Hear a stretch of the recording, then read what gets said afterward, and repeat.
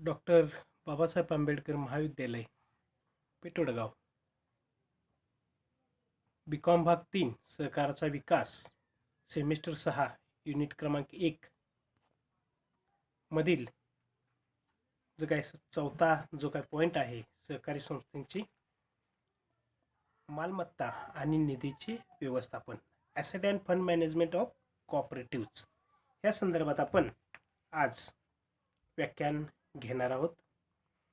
सार्वजनिक अथवा सहकारी संस्था स्वरूपात अस्तित्वात असणाऱ्या कोणत्याही संघटना किंवा एककाच्या दीर्घकालीन अस्तित्वासाठी अशा संस्थेच्या मालमत्ता व निधीचे कार्यक्षमरित्या व्यवस्थापन करणे अत्यावश्यक असते. कोणत्याही संस्थेची मालमत्ता तसेच तिने आपल्या उपक्रम व व्यवहारातून निर्मिती केलेली संपत्ती यावर साहजिकच तिच्या सदस्यांचा किंवा भागधारकांचा हक्क असतो.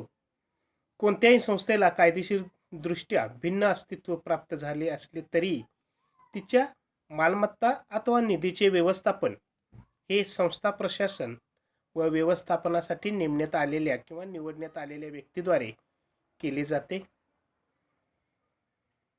सदर जे काही युनिट आहे ह्या युनिटमध्ये सब युनिटमध्ये सहकारी संस्थेच्या मालमत्ता व निधीचे व्यवस्थापन करण्यासाठी महाराष्ट्र जे काय सहकारी संस्था कायदा आहे 1960 त्याचबरोबर बहुराज्य सहकारी संस्था कायदा 2002 अंतर्गत काही जे काही तरतुदी आहेत ही तरतुदी आपण पाहणार आहोत. यामध्ये मालमत्ता आणि निधी व्यवस्थापन ही जी काही संकल्पना आहे ही संकल्पना नेमकी काय आहे तर ह्याच्या संदर्भात आपण बघूया. मालमत्ता व्यवस्थापन आणि निधी व्यवस्थापन या वित्तीय व्यवस्थापन विषयात वापरल्या जाणाऱ्या संकल्पना होत. कोणत्याही संस्थेची किंवा संस्थेच्या वित्तीय उद्दिष्टांची जसे संस्थेच्या नफ्यातील वृद्धी, संपत्तीतील वाढ, दीर्घकालीन अस्तित्व, संस्थेचं पतमानांकन इत्यादीतील वाढ इत्यादी पूर्ण करण्यासाठी सदर संकल्पना परिणामकारकरित्या वापर केला जातो. मालमत्ता व्यवस्थापन ही एक प्रक्रिया असून यामध्ये संस्थेचे काय मालमत्तेचा विकास त्याचबरोबर त्याच्या दीर्घकालीन कार्यक्षम वापर आणि देखभाल तसेच तिची योग्यरित्या लावण्यात येणारी विल्हेवाट या सर्व गोष्टींचा समावेश होतो. संस्थेसाठी किफायतशीर म्हणजे फायदेशीर राहील अशा पद्धतीने सदर प्रक्रिया पार पाडली जाते. त्याचबरोबर निधी व्यवस्थापन हा मालमत्ता व्यवस्थापन या संकल्पनेचाच भाग आहे. निधी संकल्पनेत संस्थेकडील रोख रक्कम, संस्थेचे खेळते भांडवल तसेच संस्थेने केलेल्या गुंतवणुकी यांचा समावेश होतो. संस्थेच्या अल्प ते दीर्घकालीन दायित्वाची वेळच्या वेळी पूर्तता करणे तसेच संस्थेची मालमत्ता व नफा क्षमता यात वाढ करणे या उद्देशाने निधीचा करण्यात येणारा वापर व गुंतवणूक यांचा निधी व्यवस्थापन संकल्पनेत समावेश होतो. तर या सहकारी संस्थेच्या मालमत्ता व निधीचे व्यवस्थापनासंदर्भात काही जे काही तरतुदी आहेत ही तरतुदी आपण बघूया. कोणत्याही संस्थेचे दीर्घकालीन अस्तित्व आणि यश हे परिणामकारक मालमत्ता व निधी व्यवस्थापन यावर अवलंबून असते. या अनुषंगाने महाराष्ट्र सहकारी संस्था कायदा 1960 प्रकरण 6 कलम 64 ते 71 त्याचबरोबर महाराष्ट्र सहकारी संस्था कायदा 1961 बहुराज्य सहकारी संस्था कायदा 2002 प्रकरण 7 कलम 67 ते 71 अंतर्गत सहकारी संस्थेच्या मालमत्ता व निधीचे व्यवस्थापन कशा पद्धतीने करायला पाहिजे या संदर्भात जे काही तरतुदी आहेत किंवा नियम आहेत हे नियम देण्यात आलेले आहेत. हे नियमाच्या संदर्भात आपण मुद्दे घेऊन काय करूया हे कलम घेऊन जे काय बघूया. पहिला सांगितलंय की निधीची विभागणी. महाराष्ट्र सहकारी संस्था कायदा कलम 64 नुसार विहित पद्धतीने निर्मित जे काही लाभांश आहे लाभांश समाकलन निधी किंवा अधिलाभांश निधी किंवा संस्थेचा निव्वळ नफा या व्यतिरिक्त निधी कोणत्याही अधिलाभांश म्हणून किंवा लाभांश म्हणून सदस्यांना देता येणार नाही. थोडक्यात संस्थेने केलेल्या कोणत्याही जी काय बहुराज्य सहकारी संस्था ह्या सहकारी कायदा 62 नुसार देखील सहकारी संस्थेचा निव्वळ नफा वगळता इतर कोणत्याही निधीची विभागणी लाभांश अथवा अधिलाभांश सदस्यामध्ये वाटप करता येणार नाही. मग या नफ्याची प्रामुख्याने गणना केली जाते.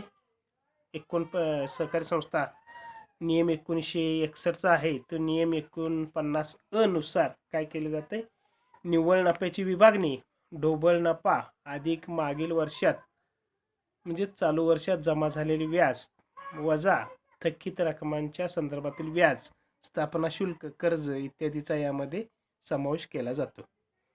पुढचा मुद्दा आहे नफा. महाराष्ट्र सहकारी संस्था कायदा 1960 कलम 65 नुसार काय केले जाते की सहकारी संस्थांच्या नफ्याची निश्चितीने विभागणी या संदर्भातील तरतुदी दिलेल्या आहेत. मग त्यामध्ये सहकारी संस्था विविध पद्धतीने आपली वार्षिक वित्तीय विवरणपत्रके तयार करतील आणि अशा रीतीने निव्वळ नफा किंवा तोटा याचा हिशोब काढतील आणि त्यानंतर काय करतील, त्याचे वितरण करेल. सहकारी संस्थेला आपल्या निव्वळ नफ्याचा उपयोग राखीव निधी किंवा कोणत्याही निधीत योगदान करण्यासाठी देण्यासाठी सदस्यांना त्यांच्या भागावर लाभांश देण्यासाठी सदस्य असणाऱ्या व नसणाऱ्या व्यक्तीकडून संस्थेला व्यवहारात मिळाल्या सहाय्याबद्दल त्यांना अभिलाभांश देण्यासाठी काय केले जाते की वार्षिक सर्वसाधारण सभेची मान्यता घेतली जाते आणि मान्यता घेऊन ते काय केले जाते की त्याचं जे काही नफा लाभांशाचं वितरण आहे हे लाभांशाचं वितरण केले जाते.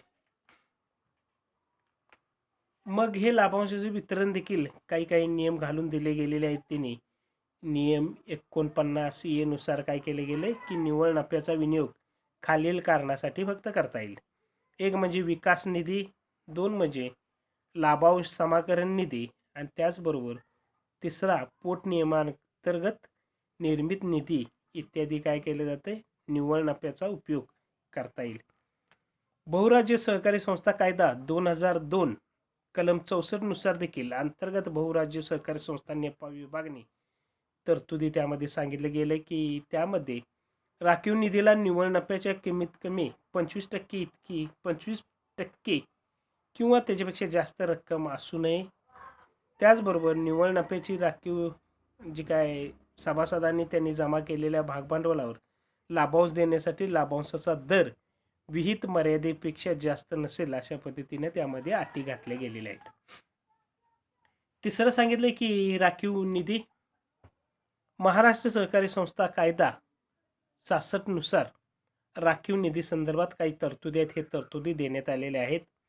ज्या सहकारी संस्थेला आपल्या व्यवहारातून नफा मिळतो किंवा मिळू शकतो अशी प्रत्येक संस्था राखीव निधी ठेवेल. प्रत्येक सहकारी संस्था प्रतिवर्षी आपल्या निव्वळ नफ्याच्या किमान 1/4 भाग राखीव निधीला हस्तांतरित करेल आणि अशा राखीव निधीचा उपयोग निर्मित नियमाच्या अधिनियमाने काय करेल, विशेष आदेशान्वये जे काही कलम आहे हे 70 नुसार काय केले गेले, राज्य शासनाच्या मंजुरीने अंशतः उपयोग सदर काय करते, कायद्याच्या उद्दिष्टाने ज्यायोगे चालना करता येईल एखाद्या सार्वजनिक उपक्रमासाठी राज्याच्या किंवा स्थानिक हिताच्या एखाद्या उपयोजनासाठी करता येईल. थोडक्यात बहुराज्य सहकारी संस्थाचे कायदे देखील अंतर्भाव या कलमामध्ये 63 मध्ये याचे जे काय वर्णन आहे हे वर्णन केले गेलेलं आहे. पुढचा आहे लाभांश. संस्थेने दिलेल्या सदस्याला त्यांनी संस्थेतील धारण केलेल्या समभागांच्या प्रमाणात दिलेला नफ्यातील हिस्सा म्हणजेच लाभांश डिव्हिडंड होय. महाराष्ट्र सहकारी संस्था कायदा 1962 कलम 67 या अंतर्गत लाभांश संदर्भात काही तरतुदी आहेत ही तरतूद दिले गेलेले आहेत. कोणत्याही सहकारी संस्था निबंधकाच्या पूर्व मंजुरीखेरीज आपल्या सदस्यांना 15% पेक्षा अधिक दराने लाभांश देता येणार नाही. त्याचबरोबर महाराष्ट्र सहकारी संस्था नियम 61 नुसार 61 मधील 52 नुसार कोणत्याही सहकारी संस्थेला तिच्या संचालक समितीने शिफारस केलेल्या दरापेक्षा जास्त दराने लाभांश देता येणार नाही अशा पद्धतीची त्यामध्ये समावेश केला गेलेला आहे. पुढचा एक महत्त्वाचा मुद्दा सामाजिक उपक्रमावरील खर्च, ज्याला म्हणतो आपण एक्सपेन्सेस ऑन सोशल ॲक्टिव्हिटी. अलीकडे याचं जे काही प्रमाण आहे हे प्रमाण देखील ह्यामध्ये संस्था काही वेळा काय करतात, गुंतवणूक करतात, म्हणजेच जे काही खर्च आहे हे खर्च या अंतर्गत करतात. महाराष्ट्र सहकारी संस्था कायदा 1960 त्यातील कलम 69 अंतर्गत सहकारी संस्थेने सामाजिक जे काही उपक्रम आहेत ह्या उपक्रमामध्ये खर्च करायची तरतूद स्पष्ट केलेली आहे.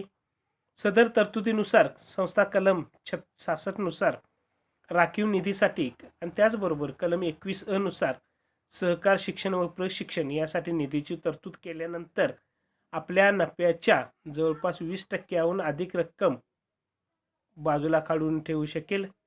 राज्य शासन वेळोवेळी अधिसूचित अशा जे काय संघीय संस्थेची मान्यता घेऊन काय केले गेले, अशा पद्धतीनं भागाचा जे काही उपयोग आहे हे उपयोग सहकारी उपक्रमासाठी, त्याचबरोबर धर्मादाय दान निधी कायदा 1890 कलम 2 नुसार काय करेल, कोणत्याही सार्वजनिक प्रयोजनासाठी अंशदान देण्यासाठी करू शकेल. महाराष्ट्र जे काय म्हणजे बहुराज्य सहकारी संस्था कायदा 2002चा जो काही कायदा आहे ह्या कायद्यातील कलम 65 अंतर्गत बहुराज्य सहकारी संस्थेने काय काय केलं पाहिजे, पैसे अथवा वस्तू स्वरूपात प्रत्यक्ष अथवा अप्रत्यक्ष रीतीने काय केले गेले की राजकीय पक्षाच्या हितासाठी कार्यरत संस्थेच्या अंशदान देण्यावर निर्बंध घातले गेलेले आहेत. पुढचा मुद्दा सांगितले की निधीची गुंतवणूक, इन्व्हेस्टमेंट ऑफ फंड. यामध्ये महाराष्ट्र सहकारी संस्था कायदा 1960 कलम 70 नुसार सहकारी संस्था आपले जे काही निधी आहेत हे निधी पुढील जे काय अनेक ठिकाणी गुंतवू शकतात असं म्हटलं गेले. लेखा परीक्षेत लागोपाठ 3 वर्ष अवर्ग मिळालेला जिल्हा मध्यवर्ती सहकारी बँक किंवा राज्य सहकारी बँकेमध्ये देखील गुंतवू शकते. भारतीय विश्वास कायदा 1882 कलम 20 निर्देश केलेल्या रोख्यापैकी कोणत्याही रोख्यात, थोडक्यात निधीची गुंतवणूक करीत असताना कोणत्याही सहकारी संस्था तिच्याकडे भरण्यात झालेल्या भागभांडवलाची विविध प्रमाणामध्ये अधिक गुंतवणूक करणार नाही. त्याचबरोबर काय केले, जे काय मार्गदर्शक भारतीय रिझर्व्ह बँकेने वेळोवेळी जे काही मार्गदर्शन केलेले तत्व आहेत ह्या तत्वाच्या अनुषंगाने काय केले गेले पाहिजे, ह्या इन्व्हेस्टमेंट ऑफ फंड जी काही निधीची गुंतवणूक आहे ही गुंतवणूक केली गेली पाहिजे. महाराष्ट्र सहकारी संस्था नियम 1961 त्याचबरोबर 61 नियम 54 नुसार वरील प्रकारे काय केले जाते, नमूद गुंतवणूक साधनाखेरीज सहकारी संस्था काय करेल, खालील प्रकारात आपल्या राखीव निधीची गुंतवणूक करू शकेल. त्यामध्ये प्राथमिक सहकारी संस्थेच्या बाबतीत केंद्रीय वित्तीय मध्यस्थ संस्थांमध्ये, त्याचबरोबर मध्यवर्ती सहकारी बँक, नागरी सहकारी बँक, भूविकास जी काही बँक आहे ह्या बँकेच्या कर्जरोख्यामध्ये किंवा शासकीय कर्जरोख्यामध्ये अशा पद्धतीनं गुंतवणूक करू शकेल.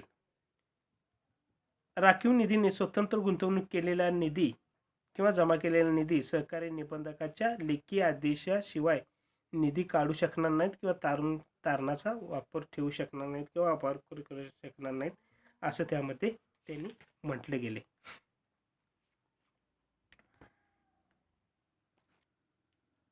बहुराज्य सहकारी संस्था कायदा 2002 कलम 64 अंतर्गत सहकार संस्थाच्या निधी गुंतवणुकी संदर्भात करण्यात आलेल्या जे काही तरतुदी आहेत हे तरतुदी देखील सांगता येतील.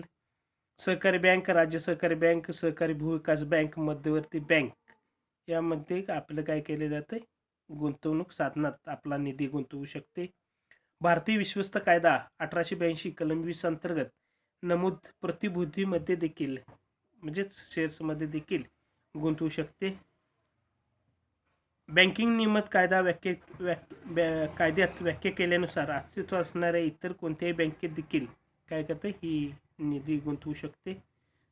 थोडक्यात संस्थेच्या पोटनियमात नमूद इतर कोणत्याही प्रकारात किंवा गुंतवणूक करणाऱ्या साधनात देखील काय केले जाते की ह्या निधीची गुंतवणूक केली जाते. थोडक्यात सहकारी संस्था कशा पद्धतीने निधीचे गुंतवणूक त्याचबरोबर मालमत्तेचे व्यवस्थापन करेल त्या पद्धतीने त्या संस्थेचे यश अवलंबून असते. धन्यवाद. थँक्यू.